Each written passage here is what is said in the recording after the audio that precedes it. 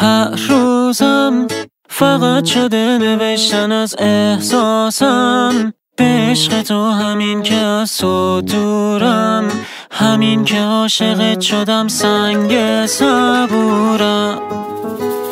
نمیخوام فکر کنی یکی دیگه تو قلبم هست، تو عشق آخرم شدی باور کن، تموم زندگیم توی باورم شدی.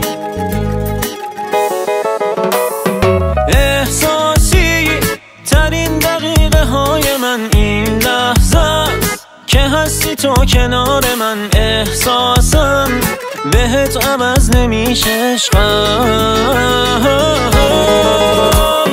احساساتی میشم تو رو میبینمت میترسم، همش ازم بگیرنت میمیرم، نباشی آخه خیس چشمم.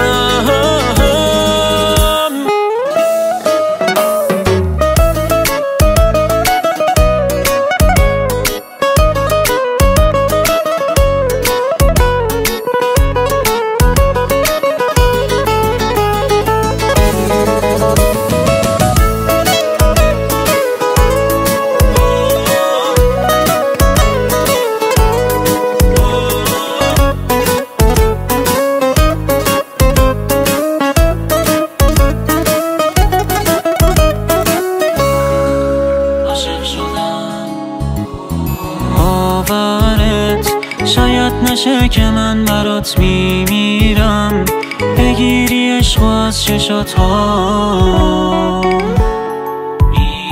میدونی چقدر دوست دارم تو رو نزدیکم، بمون و از پیشم نرو باور کن، به عشق تو فقط میخورم. احساسی ترین دقیقه های من این لحظه است که هستی تو کنار من، احساسم بهت عوض نمیشه عشقم. احساساتی میشم تو رو میبینمت میترسم، همش ازم بگیرنت میمیرم، نباشی آخه خیس چشمم.